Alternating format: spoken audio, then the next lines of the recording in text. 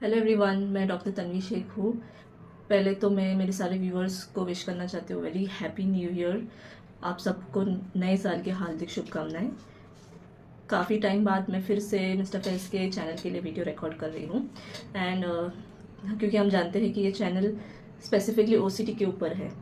सो आज ये वीडियो पे मैं स्पेसिफिक 2 केसेस पे चर्चा करूँगी जिसमें ओसीटी कंपोनेंट्स मिले हैं और होम्योपैथी से इसमें मुझे इम्प्रूवमेंट दिखा है और आज के स्टेट में ये दोनों पेशेंट्स काफ़ी अच्छी स्टेट में हैं और अपनी लाइफ अच्छे से परस्यू कर रहे हैं। So I start with the first case. ये पेशेंट ने मुझे ऑनलाइन कंसल्ट किया था मई 2024 में। It's a case of a 25-year-old male. इन्हें ऑलमोस्ट 15 साल से कंपल्सिव बिहेवियर्स है। He is a very religious person और इनका टेंडेंसी है कि कोई भी रिलीजियस स्क्रिप्चर्स जो है उसे बहुत बार रिपीटेडली पढ़ना। कम से कम एक पर्टिकुलर पेज, हर पेज वो 10 से 11 बार रिपीटेडली रीड करेंगे, तब जाके उनको थोड़ा रिलीफ मिलेगा। जब तक ये नहीं होगा वो कंपल्सिव बिहेवियर चलता ही रहेगा। सो द ऑब्सेसिव थॉट्स यहाँ पे जो है कि द थॉट ऑफ परफेक्शन, कि ये मुझे ठीक से याद होना चाहिए, कहीं ना कहीं ये ऑब्सेशन इस कंपल्सिव बिहेवियर को लीड कर रहा है ये केस में। So this was the chief complaint, the primary complaint. इसके अलावा ये पेशेंट अपने काम में काफ़ी हेस्टी है, चीज़ें इम्पल्सिवली करना, ये इनके बिहेवियर में रहा है। चिड़चिड़ापन रहता है। और दूसरा है कि ही ईजीली फील्स इंसल्ट। किसी ने कुछ कमेंट पास कर दिया सो इन्हें लगता है कि ये उन्हीं के लिए है, वो इंसल्ट फील होना ये काफ़ी ये पेशेंट में रहा है। सो ये जो बीमारी रही है इनको, इसको ओवरकम करने के लिए इन्होंने काफ़ी अटेम्प्ट किए। फॉर एग्जांपल मोटिवेशन स्पीकर्स के स्पीचेस सुनना, मोटिवेशन जो डिफरेंट अलग अलग फील्ड के लोगों की बातें सुनना, इंस्पिरेशन लेना। So that kind of help this person. In general भी हम देखते हैं कि लोग मोटिवेशनल स्पीकर्स को सुन के उन्हें काफ़ी फ़ायदा मिलता है अपनी तकलीफ़ में या अपने इमोशंस में, अपने थॉट्स में। सिमिलरली ये पेशेंट ने भी इस तरह कोप करने की कोशिश की है। अभी इम्पॉर्टेंट ये है कि ये तो सिर्फ सिम्टम हो गया, this is just the background, some background information and the symptoms.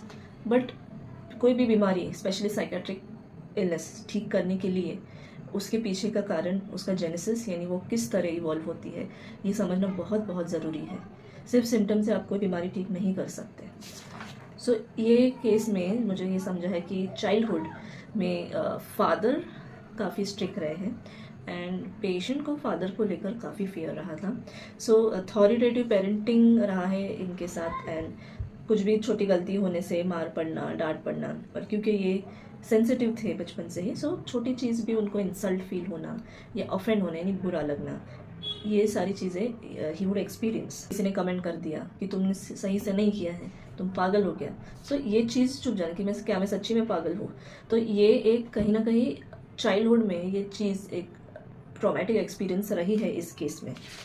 So now we see that the sensitivity to comments and there is marked fear of authority figure, that is a father in this case. But how does the person react? So that is very important. कोई भी, हर individual similar situation में अलग तरीके से react करेगा। तो इस individual के साथ क्या हुआ है वो हमें समझना है। अब जो गलती करने का डर, फादर की डांट पड़ने का डर जो डेवलप हो गया है, so that had led to the desire to be perfect, ताकि डर नहीं, डांट नहीं पड़े। क्यों? क्योंकि फादर की डांट से डर लगता है। तो अब चाइल्डहुड के बाद ये एडल्टहुड में भी यही डर कैरी ऑन हो जाता है। That is how we see how this person lands into obsessive compulsive behaviour. अभी इस पेशेंट में जो गिल्ट की भावना है वो काफ़ी डेवलप हुई because of this series of events जो चाइल्डहुड से डेवलप हुई है। कहीं ना कहीं कुछ गलत करने का गिल्ट काफ़ी रहा है और हम कॉमनली देखेंगे तो कंपल्सिव बिहेवियर्स काफ़ी केसेस में गिल्ट का नतीजा होते हैं। सो एक चीज़ है कि guilt anxiety complex as an element, as a phenomena study करने जैसा है, क्योंकि काफ़ी बार गिल्ट एंजाइटी कॉम्प्लेक्स की वजह से ओसीडी जैसी बीमारियां डेवलप होती हैं। तो इस पेशेंट में गिल्ट काफ़ी शुरू हुआ एंड जैसे एडोलेसेंट या एडल्टहुड शुरू होता है और एक तरह का नॉर्मल सेक्सुअल डिज़ायर जैसे डेवलप होता है, सो मैस्टरबेशन या पॉर्न मूवी का एक्सपोजर होना, ये इस एज में कॉमन होता है. सो बट ये पेशेंट के ये एक्सपीरियंस आने के बाद there develop a lot of guilt. So again we see के एक डिज़ायर है जो एज रिलेटेड है, बट वो फुलफिल करने से भी उसमें गिल्ट आता है कि ये गलत है. सो कहीं ना कहीं fear and guilt has been playing an important role in this case, because of which हमको एक ऑब्सेशन और एक कंपल्सिव बिहेवियर दिखाई देता है. पेशेंट में काफ़ी सेक्सुअल गिल्ट काफ़ी रहा है, इनसेंसिटिविटी टू इंसल्ट काफ़ी रही थी एंड रही है, एंड रिपीटेटिव बिहेवियर रहा है, एंड एक इमेज कॉन्शियसनेस कि परफेक्ट दिखना, अच्छा दिखना, आउट ऑफ एक इंसल्ट नहीं हो करके एक इमेज क्रिएट करना कि मुझे सोसाइटी में एक अच्छा इमेज मेरा मेंटेन रहना चाहिए. तो ये सारे कंपोनेंट्स ये पेशेंट में जब समझते हैं तो ये पेशेंट की पर्सनैलिटी अंडरस्टैंडिंग से कॉन्स्टिट्यूशनल रेमेडी जो डिराइव हुई थी वो थी स्टेफिसेक्रिया. सो ये पेशेंट में मैंने स्टेफिसेक्रिया 200 पोटेंसी में प्रिस्क्राइब किया है.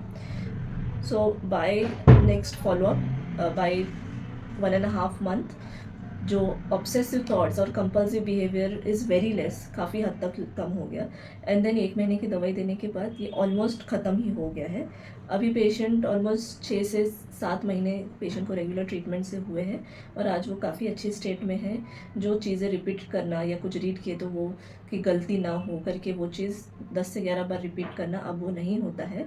अब 1-2 बार पढ़ के ही वो पर्सन सेटिस्फाई हो जाते हैं एंड कंपल्सिव बिहेवियर नहीं आता है.